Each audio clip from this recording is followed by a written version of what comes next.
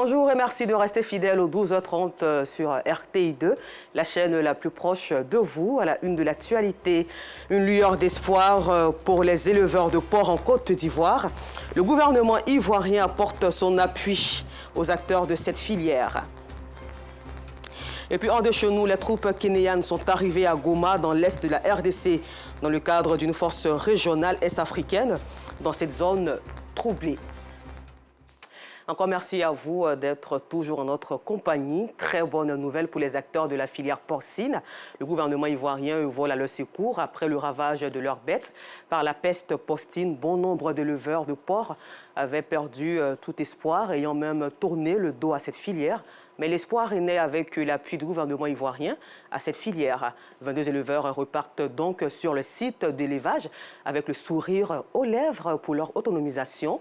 Chacun vient donc de recevoir 5 porcins reproducteurs et du matériel pour la relance des activités de leurs fermes ravagées. Un reportage signé Charles Tatou de RTI Boaké.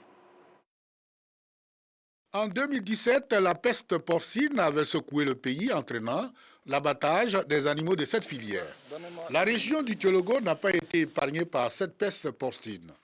Après le ravage des bêtes par la peste, plusieurs éleveurs comme Soro Catherine avaient perdu tout espoir. Même quand on nous appelait pour des relais, j'étais découragée. Je disais à mon mari, vraiment, je vais. Puisque moi, je n'en ai pas encore reçu. Mais face à cette situation, des mesures gouvernementales avaient été prises avec promesse aux éleveurs victimes quant à un appui à la relance de leurs activités. Sur le terrain, les promesses se réalisent. 22 éleveurs des localités de Fekezedougou viennent de recevoir 110 porcs sentinelles pour la relance des activités de leurs fermes ravagées. On nous a beaucoup parlé de l'hygiène. Il faut prendre beaucoup soin d'eux. Si tu as payé un porc malade, il se pourrait que la mort aussi nous vienne chez toi. Chacun part avec 5 porcins, dont un reproducteur et 5 femelles, puis des aliments, des produits vétérinaires et du matériel de salubrité pour assainir les fermes. La remise de porcs sentinelles, une occasion pour les principaux responsables de la filière de sensibiliser les bénéficiaires au respect des mesures de biosécurité dans les élevages. Alors nous avons fait d'abord une sélection. Nous sommes allés sur les fermes, en tout cas dans les fermes qui nous ont été remontées. Nous avons vérifié d'abord si les bâtiments sont dans les normes. Parce que ça ne sert à rien d'avoir les animaux et puis bon, ils vont se mettre à divaguer dans la ville. Et donc quand les porcs sont en divagation, ils vont transférer, diffuser le virus dans les autres fermes. Donc ce que nous faisons aujourd'hui, c'est la sensibilisation. Nous avons organisé un atelier de formation des acteurs de la filière porcine dans chaque zone où ils ont bénéficié de projet. Donc il y aura un atelier à faire qui est à Wangoulou, à Korogo. Voilà, donc ça va regrouper tous les éleveurs. On va venir appeler un peu les signes de la maladie, les mesures de prévention. Cette opération de mise en place des noyaux constitue la deuxième vague avec 400 reproducteurs qui seront distribués à 80 bénéficiaires des localités des départements de Fekezedougou, Korogo, Wangolodougou, Niakaramadougou, Bandoukou et Tanda. Plein succès à tous ces acteurs pour qui une seconde chance a été donnée. Et nous restons toujours dans cette atmosphère de convivialité où nous retournons à Abidjan pour être au cœur de la célébration du 31e anniversaire de la radio Fréquence 2. La commémoration de cet anniversaire s'est tenue à cette célébration. Plusieurs artistes et humoristes, nouvelles et anciennes générations confondus, ont marqué leur présence à travers leurs prestations au studio Paul Amoé, au siège de la radio en présence des auditeurs. Aboulaziz Guira y était pour RTI2. Voilà désormais 31 ans que la radio Fréquence 2 a fait son entrée dans le quotidien des Ivoiriens. Une entrée qui n'est pas passée inaperçue à en croire certains auditeurs de la radio. J'ai commencé à écouter Fréquence 2 depuis 1994, quand j'étais encore adolescent. Et jusque-là, je ne me suis jamais détaché de la radio Fréquence 2. Voilà, je dors avec Fréquence 2 et je me réveille avec. Voilà, ça fait que je connais tous les programmes, à peu près tous les programmes de la radio Fréquence 2.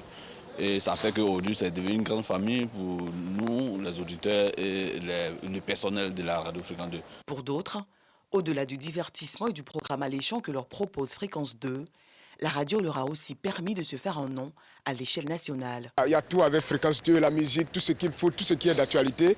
Quand tu écoutes Fréquence 2, tu as tout ça. Fréquence 2 m'a apporté beaucoup parce que c'est grâce à Fréquence 2 que quand même j'ai eu l'opportunité de participer à un grand concours, je peux même dire national, sur une telle chaîne, comme Surtout ne riez pas. À l'intérieur des locaux de la radio, la célébration de l'anniversaire bat son plein.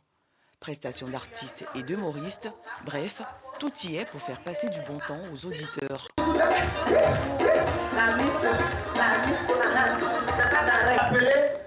Il y a qui dit, mais il va appeler quelqu'un pour venir, pourquoi? Et nous-mêmes là, est-ce qu'on n'est pas consommateur de vin? Fréquence 2, c'est aussi la promotion de la culture ivoirienne.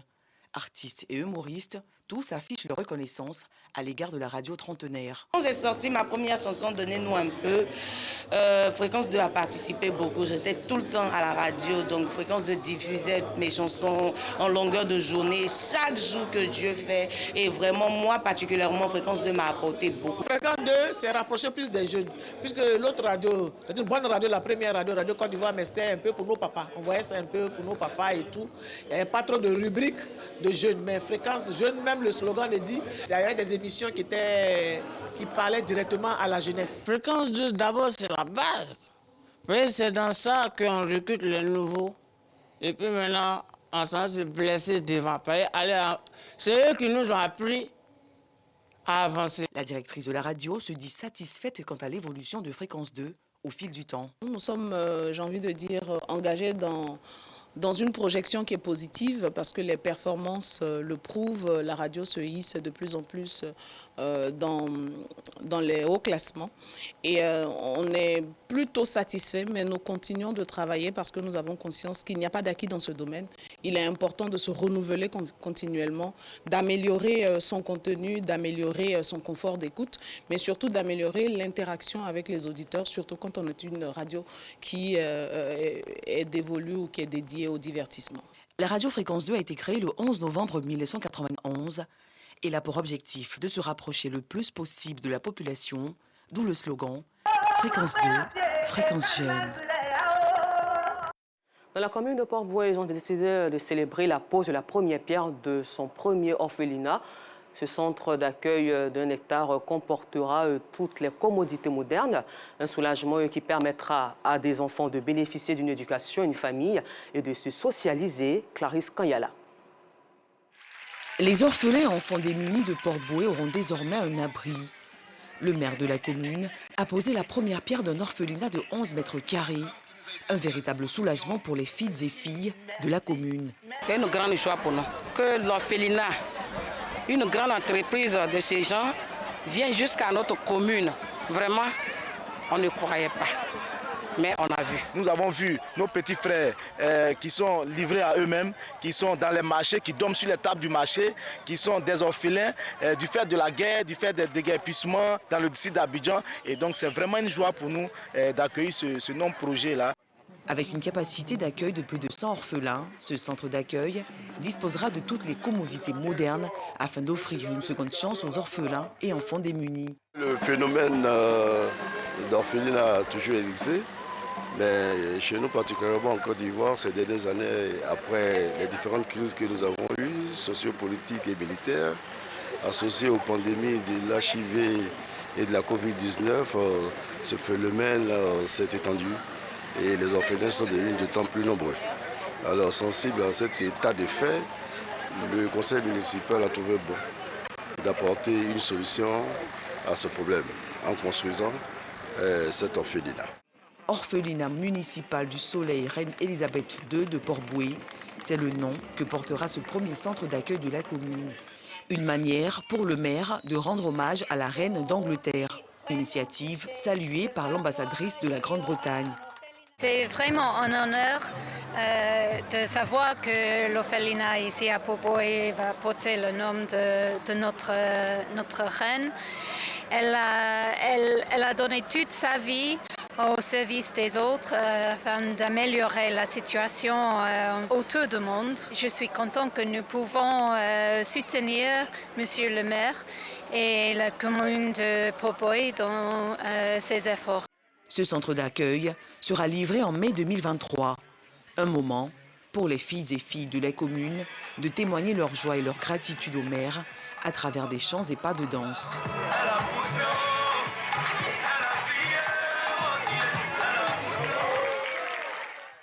Des reportages commentés par Afisiata Karamoko Dosso. En sport, la première édition du championnat scolaire africain a été lancée.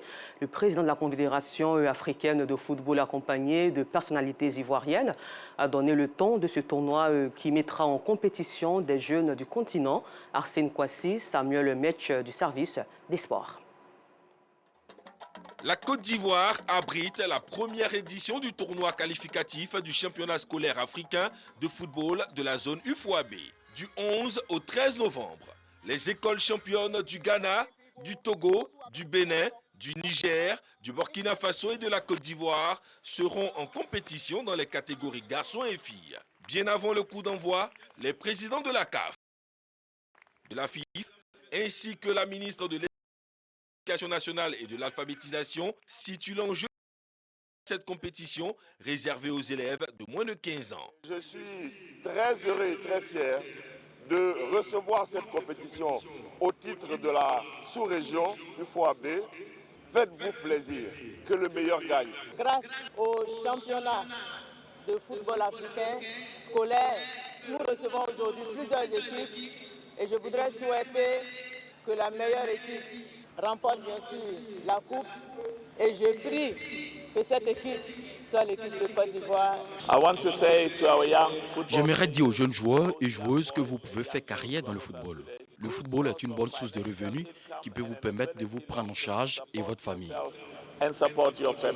Le match d'ouverture a mis aux prises l'équipe de Saint-Rita du Bénin à celle de la Côte d'Ivoire représentée par le cours secondaire de Saïwa.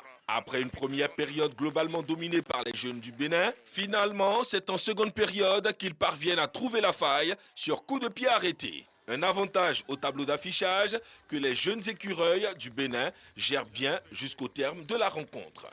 Chez les dames, l'équipe ivoirienne a également baissé pavillon sur le même score face aux écureuils du Bénin. Au terme de la compétition, le vainqueur de ces éliminatoires empochera la somme de 100 000 $, soit 50 millions de francs CFA. Et la finale de ce championnat panafricain interscolaire se disputera en avril 2023. Et puis nous le disons en titre, des troupes kenyanes sont arrivées ce samedi à Goma, dans l'est de la RDC, dans le cadre d'une force régionale est-africaine. Dans cette région troublée, ce déploiement intervient au moment où de violents combats opposent au nord de Goma les troupes congolaises aux rebelles du M23, une ancienne rébellion Tutsi qui a repris les armes fin 2021 et a conquis plusieurs localités du territoire de Rutshushu à la frontière avec l'Ouganda. Et puis la Turquie a nommé dans la nuit de vendredi à samedi aujourd'hui un ambassadeur en Israël après une absence de 4 ans, dernière étape de la reprise complète des relations diplomatiques entre les deux pays annoncée en août passé. Encore merci à vous. Afisiata Karamoko Dosso sera avec vous ce soir pour vous servir sur RTI2, la chaîne la plus proche de vous.